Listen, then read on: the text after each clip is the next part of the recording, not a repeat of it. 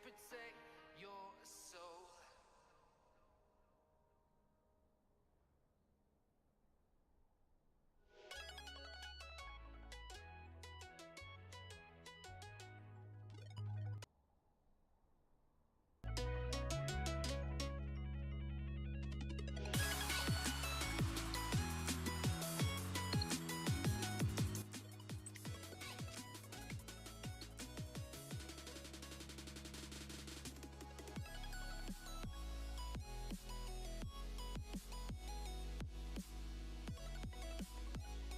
Hello, ladies and gentlemen, and welcome to the ESPORTS Season 3, Week 2, Day 3 matchup, closing out the day between Les Eskimos and AOL Phoenix. Joining me on the broadcast this afternoon is Rich. How's it going, buddy? I'm doing absolutely splendid, ready to cast some League of Legends this afternoon. How about yourself? I am ready to sit back and watch a game as opposed to play a game here. I'm pretty excited for this. Alright, definitely. Walk into this one. Who do you think has the advantage? Well, honestly, AOL has played really, really well so far in the early part of this season. So I would say advantage them. They've looked really strong and hard to beat. So it's going to be a pretty tough game here if you're on the side of us Eskimos. Us Eskimos have gotten a rough time so far. They're 0-2 to start off. It's their first game of Week 2. That's where AOL Phoenix is their last game of Week 2. And, well, they are about to be sitting pretty at 4-0 if they win in this one. Also, a bit of an explanation to the audience that is tuning in right now. The Eskimos have not lost 1, not 2, not even 3. They've lost 4 bans, unfortunately, due to late roster submissions and e-subs, along with not having all of their players on the Discord. So, we get another one of these interesting dynamics. Myself and Warhood casted a Lobster game where there was 5 bans lost. Here we have 4 bans lost. How much does this change the pick ban? Because there's no ban for Eskimos. Yeah, that's definitely gonna hurt. Wait, they banned. That's their only ban then. That's supposed to be. They're supposed to lose their first Yes, 4 bans. Not yeah. their Well, last ban. yeah. Okay. Well, they get the Zoe out, and that's it. That's a little sketchy. All right. Well, anyways, I guess the Zoe's gonna be dropped off the board here. On the other side of things, the Ari and the Kaisat being taken off of the board. This is really going to hurt the Eskimos here, not being able to ban anything against one of arguably maybe even arguably the strongest team in the league. AOL will pretty much have their pick of the litter here going into this first pick phase, as long as it's not Zoe. Yeah, definitely. In case that's the one card they've decided to expend so far. Get rid of the Zoe from To Live to Smile. Is it worth it? I'm not quite sure. Well, hopefully, for Les Eskimos' chances of picking up their first win in the BSG CS, it is so. Now walking into the pick phase. Goodness gracious, I don't even know what we're going to expect to say. Yeah, and with so much up on the board, we could see just about anything here. The Kled will be instantly locked in here from DS418 up in the top lane. Pretty confident on that pick, apparently. No issues grabbing that up immediately, and the match will be Vladimir. I like that because that can go easily into the mid lane or the top lane, so you don't necessarily know yet. Yeah, definitely, and good flex pick that we've seen some of the teams use out of the Vladimir. I'm gonna put my money on say it's gonna be for Sievert in the top lane. We've seen him have a great performance on it once. I think twice will be no exception. Sonic Abs locks in Trundle. Yeah, Trundle most likely going into the jungle. You did mention Sievert does play Vladimir. We do know he's a proficient Vlad. I don't know how much Livista Smile has been playing that, but I like that they have the flex option with it at the very least if they decide that maybe there's a matchup in mid that he can take advantage of a little bit more. Warwick also locked in here for Crip. Yeah, definitely. And less Eskimos comp so far, I'm actually enjoying a little bit. I'm gonna toss the idea of a Sivir in the AD carry role. Would that work splendidly with the comp, or would that cause them to lose too much damage? Well, that's a little bit hard to say. Sivir's definitely got a go button that goes really well with this team. And now actually the Cinder being locked in will confirm that that is going to be a Vladimir in top lane. Can't say I'm overly shocked to see that on Sivir, based on his prior performance on it. And now we get into the second ban phase. Yes, we do. Nami will be taken off of the board. And I actually really like the Syndra pick here that they grabbed up. Syndra just really obnoxious when that level 6 comes up. Should have, I'm assuming this is a Lux mid. It looks like they're just kind of picking down the line for themselves. But could be Lux support as well. But should have no problem bursting down a Lux. Pretty squishy mid laner there. Definitely the case with that lack of mobility on the Lux. Syndra being able to use the Sky of the Week to get the long range done into the damage, and best case for Tlivet Smile, kill to follow it up. Yeah, and right now it looks like we're basically just waiting on bot lanes actually from both teams here. Actually, both teams kind of just picking up the line here. So Nami Morgana taken off of the board, making sure that Maxence doesn't have any comfort down there in that bot lane. A lot of good support still up though. In fact, some of the more popular ones, we've seen Braum in, I would say, a large majority of the games this weekend so far, so. Yeah, it would be a pretty good pickup for all one lane Phoenix if they so chose to go for it. They have gone rid of the Morgana, they have gone rid of the Nami, two champions. Braum may not have the greatest time against, and there it is! Alright, so Braum is arguably the strongest support on this patch, and has actually been one of the stronger supports for quite a while. But he's got so much ability to reduce damage on his carries, as well as being able to block abilities with that giant wall. Really solid pickup here, and it looks like the answer might be Caitlyn. I changed my mind, it's Ashe. Kind of tricked me a little bit. Let's Eskimos and a Thresh lock-in for Maxence in the bottom lane versus the Thresh, and we'll see how AOL Phoenix decide to round it out. Yeah, Thresh can be a really good support regardless if you're a proficient Thresh player. But it's especially helpful here with an immobile AD carry like Ashe, allowing him that Lantern to really help him get into or out of a fight without having to burn any summoner spells. Yeah, the last absolutely. pick here should be AD carry. Should be AD carry, and Varus locked in for Blue Div. Okay, so we're seeing a lot of potential level 6 engage here on the bot side of the map from AOL. Being able to combine that Glacial Fissure, well, actually just both ultimates together and just really chain down someone so they won't really be able to move. That chain of corruption will essentially increase the duration of the CC that Braum can put out. And on top of that, you get the concussive blows passive after it. I mean, if someone's able to live through that, if all of that lands, I mean, I would be really impressed. Yeah, definitely. I think a lot of this matchup is going to be reliant on Maxence and this Thresh pickup. The main source of mobility for disengage that the team has. It can save the Lux, it can save the Ashe, but if it loses hard in the lane to Nezumi and Blue Dead, things can go really south, or even more south than they already are for the Eskimos. Yeah, and not to mention, we touched briefly on it with Sievert on this Vladimir. He's going Ignite right off the bat here. I'm assuming he might be going for the spell book to switch that up when he feels as though he needs to. Another option that has been pretty popular lately has been Predator on Vladimir, but seeing him start with Ignite likely says that he's going with Spellbook. Definitely a possibility, and while we have some time to talk about the compositions that both the teams have here, whose do we like more?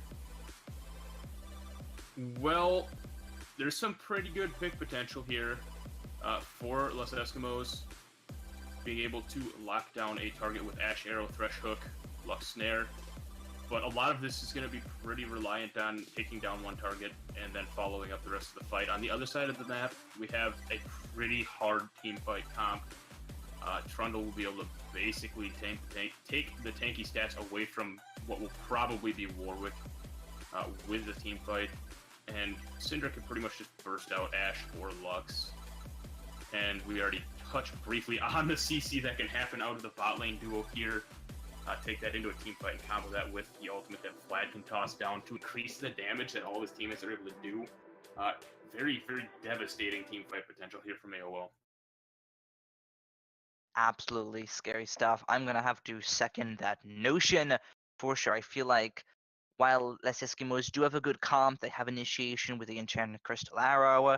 They have very good wave clear with the Lux. They have a good team comp all around, but how well can they play against the #1 team right now in Group A? Can they stop them from going 4-0 with Conquer Academy across the board in Group A? That's going to be the question walking into this matchup. Looking at the jungle pressure real quickly for Sonic Abs and Crepe 10, where do we think these players will be looking in the early game? Well, I would like to say that it would be nice for them to keep Sievert down on the side of Les Eskimos, but it's so hard to gank a Vladimir. All he's really got to do is pull out and walk away, assuming he hasn't been baited into using it beforehand. So that's one thing that they could maybe do is try to bait that out and then gank him. If they're not going to be looking there, I think they've got to try and get the Syndra behind early on otherwise, because if Syndra gets ahead, as I mentioned, the one-shot potential is just too great. Definitely the case. Scary Syndra is a Syndra that is ahead of the game and possibly fed on kills. Not something that Les Eskimos want to see today. Looking at the bottom lane quickly, a little bit more even, I would say, between both of the bottom lanes having a fair share of CC. Who do we think might win out there? Now, this one, I feel like, you mentioned earlier, Maxence is kind of going to be the player to watch down in this bot lane. If his Thresh game is on, and he could maybe force out like an early flash or something out of the AOL bot lane, then they're going to have a lot of kill pressure when they hit level 6. I think a big part of who wins this lane is going to be the bot lane that gets to level 6 first and gets those ultimates up, because if they can get that, lock down the enemy before they get level 6, that should result in kills. Definitely the case. We'll see which way it goes. The Eskimos are sliding away with the victory, or AOL Phoenix are soaring up to first place and staying there. Yeah, certainly gonna be a fun match to watch. I'm actually pretty excited to see how this Kled will do in the top lane.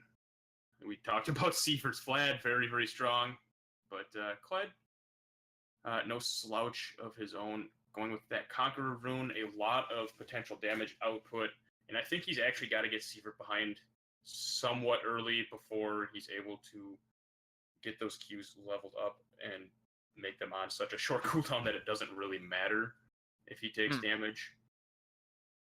Yeah, that would definitely be a strong spot for them, but we keep talking about Sievert on the Vlad pickup, and Sievert in general, really one of the strong top laners in Season 2, did get outshone a little bit by others, notably GVG and some other top laners that were dominant at the time, but now Sievert really in Group A as well, very much, I think, possibly the best top laner in the group so far, and we'll see how DS418 manages to handle the matchup.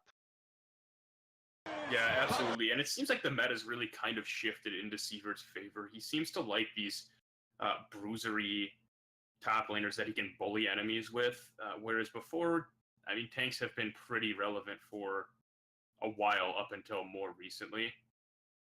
So I think that he's had a little bit of a stroke of luck as well, with the patches kind of going in his favor. He's really on some comfortable picks here now. Yeah, I would definitely second that notion, but are you saying that he's lucky? Well, not just the patches have gone in his favor is what I mean. Yeah. I'm not saying that he's not saying he's a bad tank or anything like that. It's just like, all right, my best example is for me. Like, I played a lot of Cho'Gath, and then they just decided, hey, we're gonna buff the hell out of Cho'Gath. So I was like, all right, sweet. Let's just make him stronger. Because I already loved him, you know? So he's getting these champions that he already likes that are starting to fall more and more in the meta. And I think it's really, really nice for him. Yeah, definitely. Whenever your favorite champion gets buffed, I'd imagine that's a pretty good day. As of right now, we are waiting on the toaster of Nizumi. He's getting his hamsters rolling a little bit quicker, though, as we will soon and hopefully hop onto the ref. Yeah, the toaster feels bad. The hamsters. Had to give Well, him a little hamster snack. yeah, I mean, if we're going off the meaning of Nizumi's name, it would be the rats, actually, because Nizumi does mean rat in another language. So, same thing. Hamsters are kind of rats. That shows you what I know. I would have never known. Exactly. Well, now you know. A little bit of nugget of knowledge right there. As we load onto the rift, Les Eskimos on the blue side will they be able to pick up their first victory in the BSGCS, or is that not for today? Hashtag ESK win if you think so. Or our AOL Phoenix, once again, going to be 4-0. Hashtag AOL win. All right, and champions are spawning here on the Rift to see if we get any fun stuff at level 1. Rom very likely could be the person to initiate that if they choose to do so, but we gotta pause. You gotta pause. Wouldn't be duo if it weren't without a pause. Can't go through the entire day without a pause. That's just not acceptable here. No. It's we must follow the standard policy, and that exactly is what the players are doing to a T right now. The only thing that we managed to catch in the first 16 seconds of gameplay was a ping from Les Eskimos, possibly meaning that they want to invade the top half of AOL. Yeah, and depending on if Maxence wants to start with his hook or flay, they could possibly try to look to make something happen with that. A lot of times you'll see a Thresh start with flay. It offers a little bit better trade potential in that bot lane, and he's actually going to have the range over Nizuma at the support roll down here. So it would be giving up a little bit of his lane pressure to start with the hook, but they could definitely try to cheese a pick off of the level 1.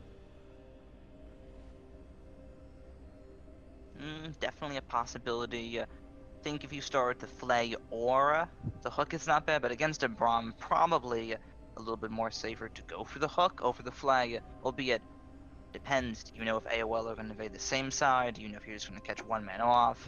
We'll see. Yeah, I think with an invade, I mean, both of these supports could really easily blow a flash with an invade from either of these teams.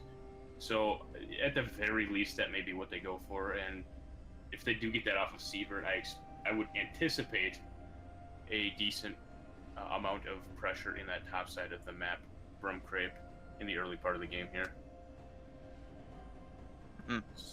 Especially he's running Ignite here, we mentioned, so he's not going to have teleport to get him back to lane unless he chooses to trade that in before using it.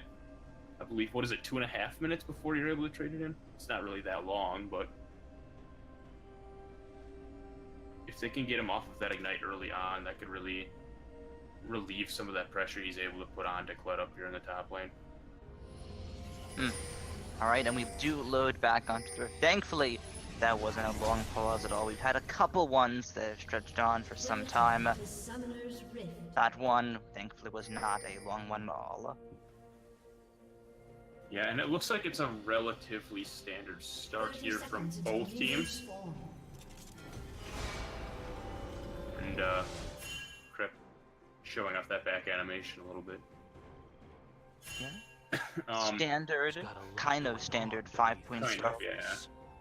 You look like someone who's got a lot going A on. little bit of defensive ward here from AOL just to make sure that nobody's someone who's got a lot coming in and causing any funny business by their blue buff. But it looks like, at least for the case of Crip, he will be very likely starting at this red buff. Sonic is kind of hovering that mid lane, so not entirely sure yet. It looks to be headed down toward his blue as well, so both junglers starting bot side of the map. That means they'll be mirroring each other throughout their starts. Bottom lane for both of these teams is going to be pretty safe in the early games, at least from the jungle pressure. We'll put Sievert and DS for 1-8 and a little bit of the hot seat. Yeah, and are we gonna see a level 2 scuttle clash between these two junglers? Because that could very easily happen here if they see it as a high priority. But it looks like Sonic is actually just gonna go up to his wolves, whereas Krep is going straight to that scuttle. We'll be spotted by that ward. We'll be spotted by the ward though, so that's information now over against the Eskimos. Looks like it's not going to be punished with it only being 2 minutes into the game. Still, information is information nonetheless, and knowing where the jungler is this early on, absolutely an advantage for AOL Phoenix. Yeah, and actually going to be spotted out off that bottom lane ward too. They're on the back end of it, so they'll get a pretty good idea of what the health bar was at and when that thing gets finished up. It's actually turning right. Even though something happened here in the mid lane, but not looking like he's gonna burn a whole lot here because Blue Smile's playing relatively safe and far back for now. So not playing too transparently obvious to the point where it was aware for Les Eskimos to know that Crave 10 got caught out by the board, so they're still unaware of that. A little bit of damage in the bottom lane against David. Yeah, a good amount of damage they're taken by F. David. And that's kind of one of the strengths of Rom. A little bit of engagement in the top lane. Yeah. Sievert might be in trouble here, actually in a lot of trouble. One more hit almost does the trick. Sievert forced to blow the flash. DS with an advantage in the top lane. Yeah, and I actually think DS could have come away with that kill if he would have flashed and then queued. Probably just... Oh boy, it looks like they're trying to bait it. DS not going to be able to pick up the kill on a Sievert. Just going to be one more chomp to come through, and First Blood gets answered back by AOL Phoenix. Yeah, and it looks like Sievert... Oh, wait. Up a little bit of action following. They play him into the turret. That's 2 turret shots to come through, but it will be Maxence that takes the worst end of that trade. Both supports very low in the bottom lane. Yeah, so a good hook there, but does take a lot of damage back himself. Just when he thinks Sievert's kind of down and out, turns around and picks up a kill for himself. CS there in the top lane is pretty dead even. Siever will be backing with that one kill right off the bat, so actually sticking around it looks like. Not wanting to back yet, maybe just waiting to finish an item. Good pressure up in the top side from Sonic there early on to help assist in that kill.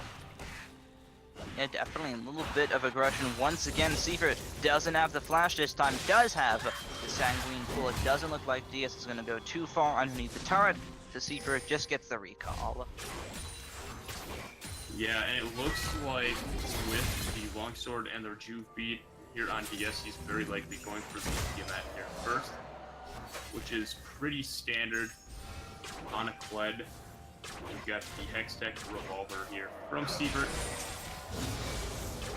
Maxence maybe looking for a dodged out by Bludet, and now they might be able to turn on a Maxence right afterwards. There is the stun. They don't know that the Warwick's right around the corner. Maxence taken very low from this one, but there is the flash and the heal very low. Nizumi will go down. It's picked up by David, unless Eskimos find one on the board.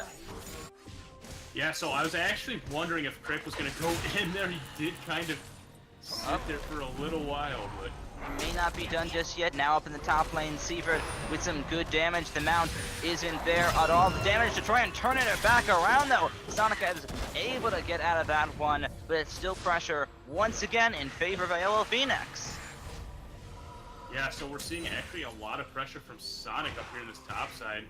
Uh-oh. DS is DED on that one.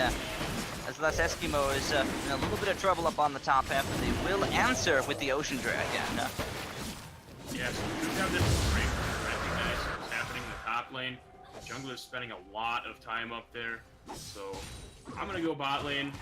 We'll pick up a kill, turn around, grab a dragon off the back side of it, especially when they saw Sonic just hovering up there still. So not the worst trade in the world back for them. They are pretty behind in that top side of the map, as you mentioned, but very salvageable so far at this point. Actually, a bit of a CS lead even on DS, about 10. I should not be much of an issue for Sievert to come back from, though. Did actually swap out for that teleport now. As you mentioned earlier in the Champions Select, the Unsealed Spellbook being the right choice. as well. As he now recognizes the kill pressure not needed as much. Already has 2 for himself on the table, and now has the more utility summon a spell in teleport. Yeah, and the nice thing about this is he's gonna be able to utilize that teleport when he gets level 6. Very probably in the bot lane if a situation comes up where he feels it's an advantage. Yeah, once again, these 2 top laners going out. Seaver does hit level 6, but how much does it matter at all? Crepe 10 up here in the top lane. There's the Howl, and there's the kill. They lock him down. Another kill for Les Eskimos. Yeah, and actually good rotation there from Crepe. And actually DS trading quite well with him when he initially engages. It's just really that sustain that a Vladimir's gonna have if you don't fully commit to an engage. But good job in the top lane there. Good hook here in the bot lane as well. In the bot lane, it might be too forced out of AOL Phoenix. Now for the top lane, Seaver trying to turn it onto his Les Eskimos, but doesn't have the damage to do so. The gank in the bot lane fails for AOL Phoenix, and the map stays stagnant. Yeah, and that pressure they put in the top lane actually evened up the overall gold pretty well. A little bit above 400 gold here. Still in favor of AOL, but pretty small. Part of that weakness was on Seaver. They actually managed to put a lot of damage up here onto his tower as well. His tower is down to 780 hit points. So one more good gank like that, and they should be able to pick up first tower if they choose to go for that. Absolutely the case, and you have to give some credit over to Crepe 10 here. Very excellent knowledge of knowing where Sonic Abs is, knowing when to gank, knowing when to go for the Ocean Dragon. Some good stuff coming out of Les Eskimos' jungler and captain. Absolutely, and the Thresh has actually been pretty on point with these hooks so far. Maxen's shown that he does know what he's doing on his champion. We have level 6 now on to Crepe. Let's see where he tries to use that first ultimate. Such a strong ult is Infinite Dress. Hook misses. Right as I give him props on those hooks. Gotta give him the props, indeed. Mid lane though, we expect there to be a little bit more action-packed. Both of them between Slayer Llama and To Live With a Smile sitting at the triple O. It's neither mid lane looking for too much. Yeah, it doesn't look like either of these mid laners have even backed yet. Both just content to sit here and farm it up. I feel that this would be better for To Live With a Smile here on the Syndra. If he's able to just sit and farm for a while, he's going to be pretty strong. Oh, hook lands in the bottom lane, right on top of Blue. There's the Playful Fisher. It gets turned on him as David, very low. Now up in the top lane, it's going to be DS taken low and taken out right afterwards. Sonic picks up the kill. Now the stun right on top of Maxen. That's going to be another kill. Seaver might just answer with his own. No, he does get out. Now in the mid lane, the Funnel Spark gets answered by the Barrett with a smile. Looks for the kill. The barrier and the shield to come through Edelux will keep him alive. But the positive trade for AOL happens once again. Yep. Bit of action finally happens in that mid lane, but both barriers burned, both mid laners taken relatively low. Live With a Smile sitting at more health so far, but very, very low on the mana, is going to likely back shortly here. In the top lane, they actually managed to get another kill up there against DS. This one goes down onto Sonic in that tower dive. Action all the way across the map right now. Yeah, back and forth action between these two teams.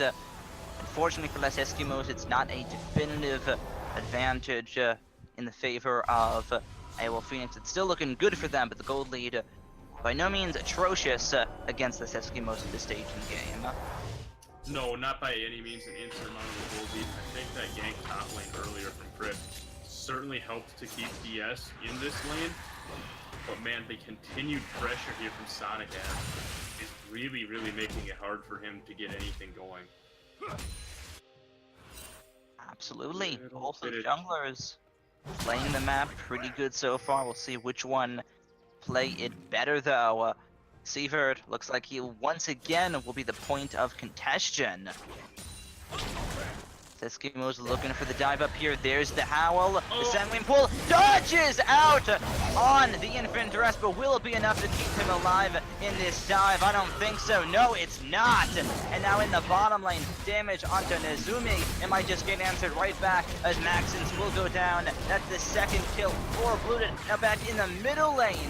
Slayer Llama taking below 50% HP. Yeah, and actually that was a really well executed dive, despite the infinite arrest missing there from Crape.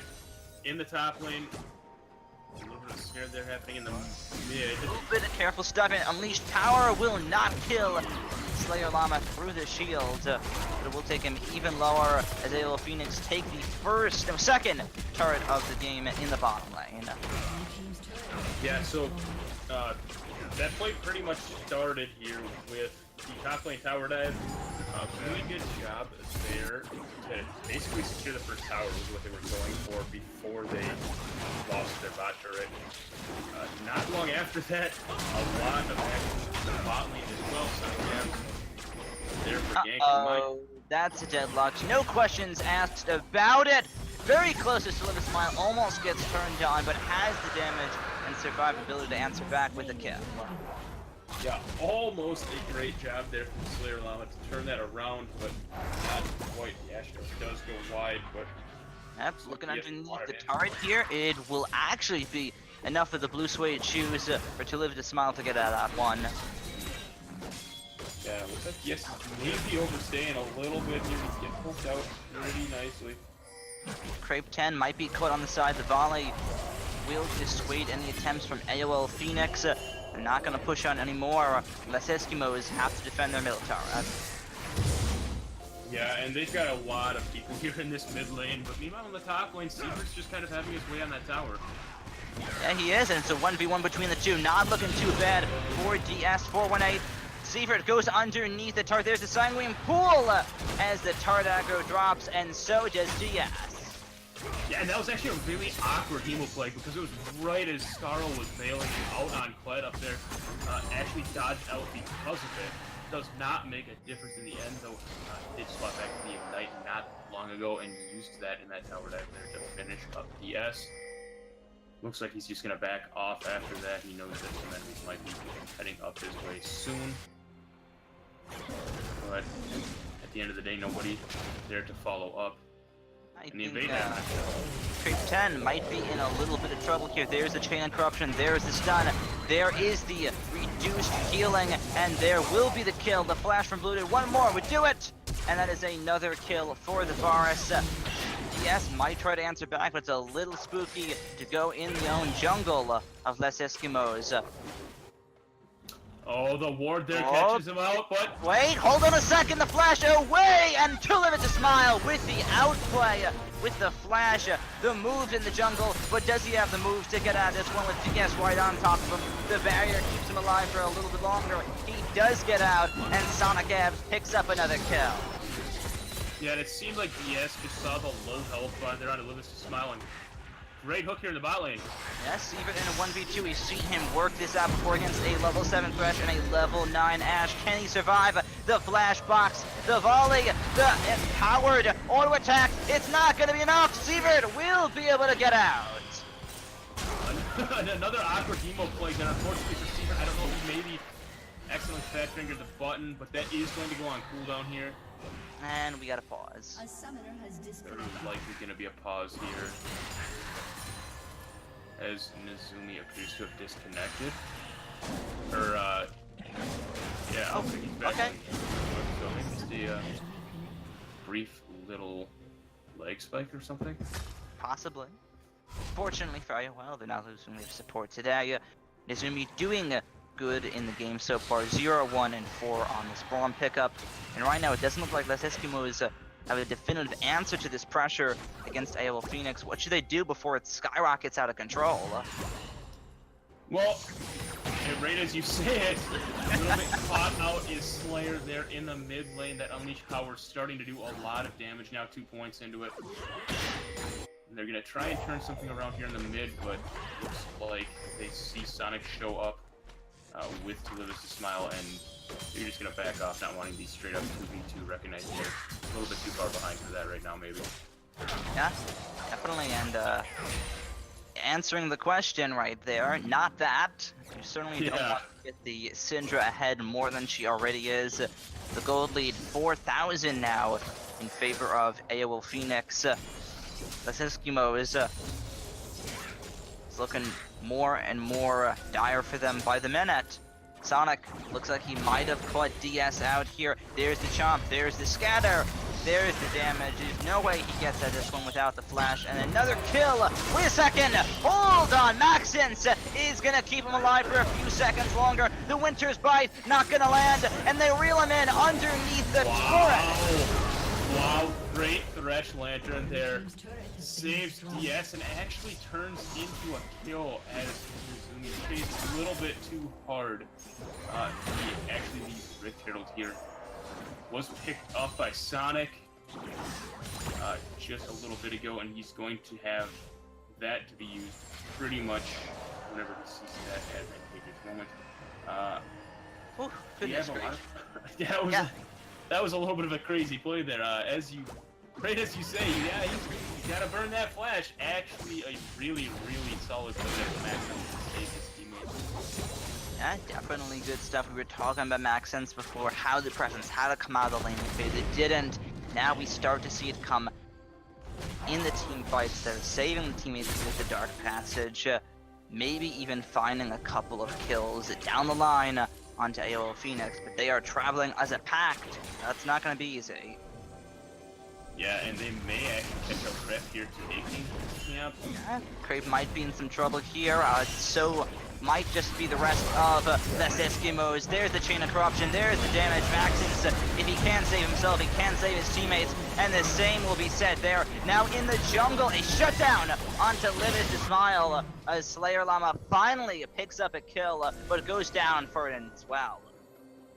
Yeah, and these mid lane trades were going pretty evenly up until that level 11 point where To Live Is to Smile just really started doing a little bit too much damage. Now everyone gets over the mid. It looks like they're going to try to put some pressure on this mid tower and force that last outer tower to drop. Yeah, definitely the case. AOL Phoenix, though, they have their eyes on another dragon, this time a Cloud Dragon. That will help them out in the movement speed department. Yeah, and the overall great board control is really allowing them to put a lot of pressure here on Les Eskimos. See, even it's Mizumi going in there to try and slow down Crepe at that red buff. And in fact, I think AOL Phoenix are feeling pretty good about this. They will go for the dive with the turret gone. No, they won't. They're going to back up just a little bit. Let Shelly do her thing and get a good chunk of damage onto the tier 2 mid of Les Eskimos. Yeah, that outer turret there in the mid lane drops. The inner still up, but takes a lot of damage there from Shelly. Reaching the 20-minute mark here very shortly. Baron will be spawning. Do we see AOL perhaps try and pull a bait or something of the sort over by the Baron here? Next spawn. So it looks like most of them are back buying new items here, and we'll see where they put that pressure now. Well, if I'm on the side of Les Eskimos right now, it's night time, just in case. Get some vision on that Baron, Nasha, really. No harm in doing it, and a 20-minute Baron is exactly what you don't expect. It's exactly what you want to prepare for. It is definitely absolutely a possibility for AOL Phoenix with the Trundle, with the Vladimir, with the Brahms tankiness at this stage of the game. They can definitely go for it. Yeah, I completely agree. Getting what vision you can over by that Baron when it's going to spawn, especially when you're behind, is pretty vital. At least, at the very least, it'll show you that they're there and maybe allow you to try and put something else if you can't answer that. Absolutely, AOL Phoenix looking for the middle turret as GS looks for Seaford. So does Crepe 10. They're going to be able to save the Vladimir for now. Seaford Seabird gets out, and he's going to answer with a kill of his own. A double kill coming in for Blooded as the chase continues from AOL Phoenix. The flash, auto attack for the stun, Lucian Sigma through the entire team of AOL Phoenix, but the damage just is not there yet. As Les Eskimos lose the 2, no, the 3 kills! Philip Salah from the side with the Scare of the Week, looking for a 4th on the line. Won't be able to find it, but the turret now under focus, and the mid lane is about to be shattered into pieces. Yeah, and now Philip Salah starting to do just too much damage here on this Cinder pick. Exactly what you didn't want to happen. 5 kills and 3 assists onto him. It's starting to become very hard to by ulting in, maybe trying to force something to happen here. Here's the 12th. This could be dangerous. Enchanted Crystal Hour already missed the reinitiation. Might punish Les Eskimos. 1 kill going over to them. It might just be a second. Barely. Sonic answers back. Final Spark right on top, and that's another kill. Now Sievert's in trouble. He too will go down. The damage on towards Braum, and Blooded forced to flash away against the wall, and he will get taken out. Not even able to answer with a kill of his own, and that's 4 kills for Les Eskimos. Wow, what a great fight there from Les Eskimos. Great job of using that charge there as soon as he gets back up, pretty much making it known that AOL may have overstayed their welcome a little bit there, got a little bit too overconfident, and a great team fight there for Les Eskimos. Really kind of turns this, I don't want to say turns it around, they are still behind by about 6,500 gold. But definitely has to give them a little bit of sense of sigh of relief, probably, is maybe the way of saying it. Definitely, I think if that play didn't happen, it would be much more dire than it already is for Les Eskimos. Maybe even the seal of the deal right there for AOL Phoenix, but they punish the overextension. They find the 4 kills for 0 in return. And Les Eskimos, while the goal lead looks pretty bad, it could be looking a lot worse. Yes, absolutely, and it looks like AOL here is going to be rotating down toward the bottom side of the map, kind of ignoring Baron altogether at this point, but both teams here kind of in the same area, so we may see another fight break out. Oh no, Crepe 10 forced to flash over the wall, doesn't pay with his life for his Blooded, maybe looks for the Chain of Corruption.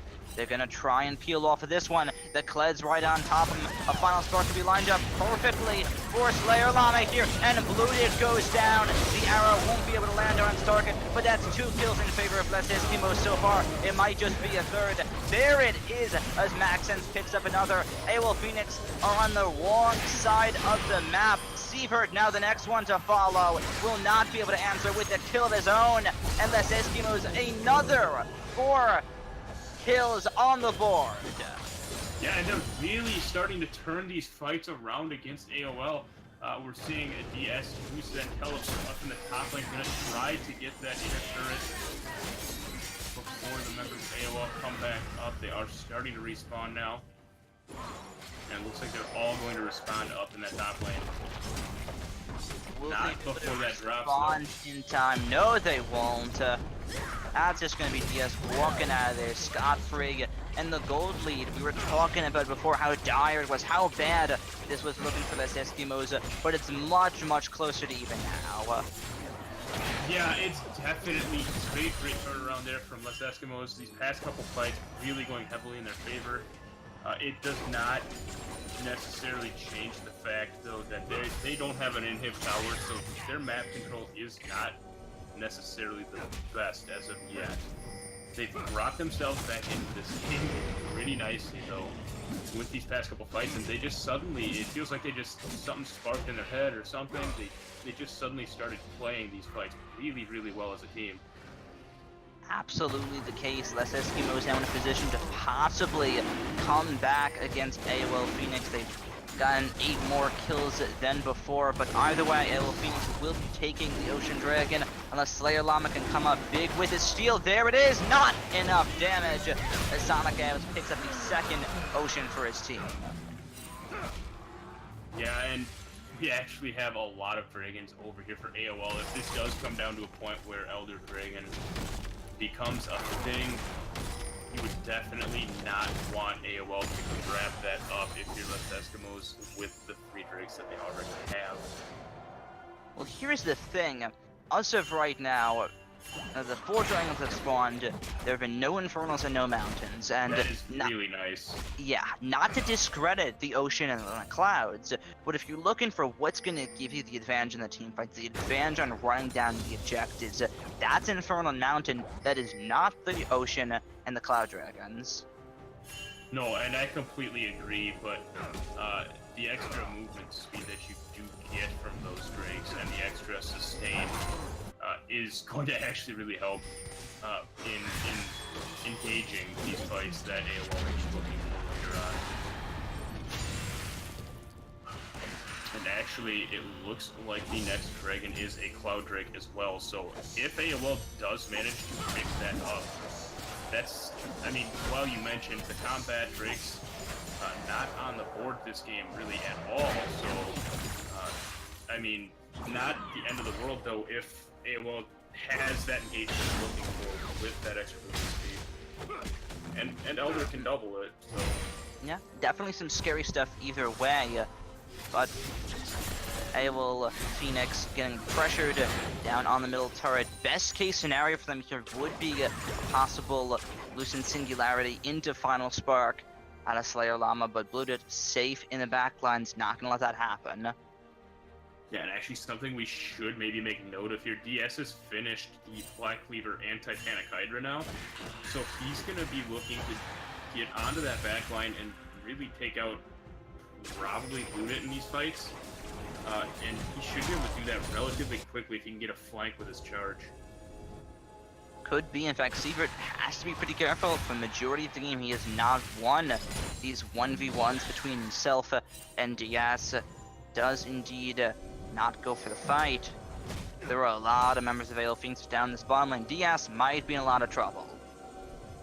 Yes, starting to recognize that, starting to play a little bit more on the safe side, but he may just want to back up altogether and let this tower drop. Yeah, that's the safe play to go for. AOL Phoenix get the turret, they walk out, they don't get any kills for it. This Eskimos can still respond in some way, but they have to be very careful. Creep 10 around the corner. Just a good overall rotation there from AOL, though. Just see the opportunity in the bot lane to pick that up. Nobody really reacted to that quickly enough to stop them. Now they're looking to potentially start a bit of a Baron dance here. Absolutely. We'll see which team slips on the dance floor first. Did this Baron Nashor take? How quickly do you think AOL Phoenix could do it? Well, I think they're more than likely going to try to bait it, if anything, right now. Good hook there. Yeah, the Chain of Corruption also lands onto Creep 10, locks up the rest of this Eskimos. There's the Great Glacial Fissure. The Enchanted Crystal Arrow will go wide, but Blue again being jumped on and having no assistance at all. Barely stays alive as David picks up that kill. Steven running a havoc in the back line, but so are David and Creep towards AOL. It doesn't look like it matters whatsoever as AOL Phoenix will pick up the 4-1. And that's a good job from DS to get on to boot it and pretty much eliminate him from doing anything in that fight. But it didn't matter. Sievert ran rampant in that fight and did so much damage. Looks like they're gonna grab up this hit max. That's trying to stall it out a little bit. Not gonna matter. No, it is. In fact, he might just go down here. There is the ignite. There's the stopwatch to go golden. AOL Phoenix are in a position to win the game. It looks like they're a little split towards it, though. Slayer Llama up in 2 seconds here. David up in 7. You're gonna have to look for the end here. AOL Phoenix possibly going 4-0 in their group. The Eskimos are on the respawn. The Nexus under focus, but so are AOL Phoenix. Is it gonna matter at all? No, it's not. As AOL Phoenix will advance to go 4-0 in Group A. Alright, so I didn't know they were going to be able to end that there, but good job from them recognizing that, and specifically the Trundle's Frozen Domain, able to help increase the attack speed that he gets by quite a lot, and also the ability to chomp towers for that reset. Pretty good at taking towers, so just realizing the extra damage output could have from that, and just actually barely able to finish off that Nexus before the enemies are able to spawn and really do much. Absolutely the case. And rounding out this match with Eskimos, they don't come up with the victory, but they do come up with a very good fight against AOL Phoenix, almost throwing the game. Yeah, they had a few really, really strong fights there in that mid game. AOL perhaps feeling a little bit overconfident for a little bit there. And Les Eskimos played those fights really, really well and positioned well. Managed to get, I believe it was 2 fights in a row where they killed 4 for 1. But they were already so far behind at the time that it was really kind of an unfortunate thing that they couldn't do a whole lot with those fight wins.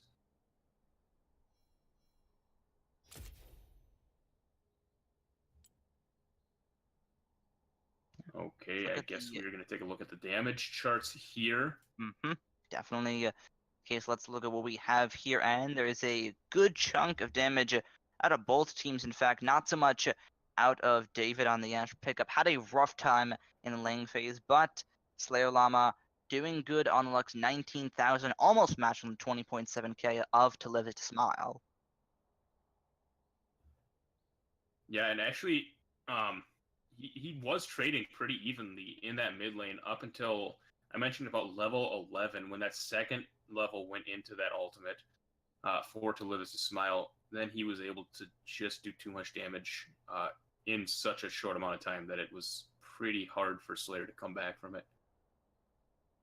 Absolutely, looking at the total damage. Turret's pretty safe around the board. Unfortunately, Slayer Llama not really able to do much against the pressure. To Live Is to Smile in the mid lane, not dealing any damage to the turrets, but still, as Eskimos, like I said, they put up a good fight. They capitalized off of all one lanes over extensions, just they couldn't quite seal the deal when the gold started to get even. Yeah, and at the time they were still I want to say it was like 4,500 gold behind, but when they were at just about 9,000, it certainly helps to get a couple of those fight wins. They really brought themselves back into the game, but not quite enough there. Definitely. Let's look at the Vision score. Worth place, worth destroyed, and control purchased, aka everyone's favorite statistic. Army's favorite statistic, especially. Indeed. Make Army happy. A lot. 75 here. Coming out from the Braum. Good ward coverage from him. Everyone else relatively even, hovering that 20 to 35-ish range. Definitely 75. Pretty good Vision score out of Nezumi. Rounding it out in second place is actually 80 carry, polluted as well with the 35. Not too shabby as the bottom lane of AOL keeps the map nice, plentiful, and wardful. Yeah. With that, believe it's about a decent time to show the games that are happening for tomorrow. We have not one, but two on the board for everyone to come through as the hometown hero of ESG Genesis. They're playing once again, this time against the Lobsters. Fridge, how do you feel about that? We'll see how that game goes. I know Lobster Gaming had some sort of a roster issue going into this week, so I guess I'm not exactly sure what they're going to throw out there against us. So I guess I can't give a great answer as to how I feel it's going to go, but I'm definitely looking forward to it. Indeed. And also on the same day is Kiss Gaming versus Les Eskimos. Both teams yet to pick up a win, but we saw a great performance out of Les Eskimos against the number one team in Group A. Hopefully, they or Kiss Gaming will be able to pick up their first win in the BSG CS. With that said, this has been an incredibly fun broadcast between myself and Fridge. Been a while since I've been on the cast with you, my friend. Yeah, about 2 seasons. It's been been good to be back on the casting desk with you. Absolutely.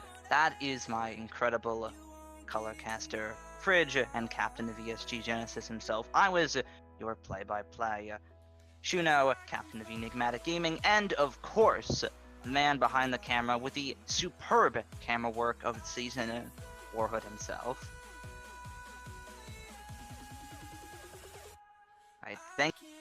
and we will be back at it to close out week 2 tomorrow.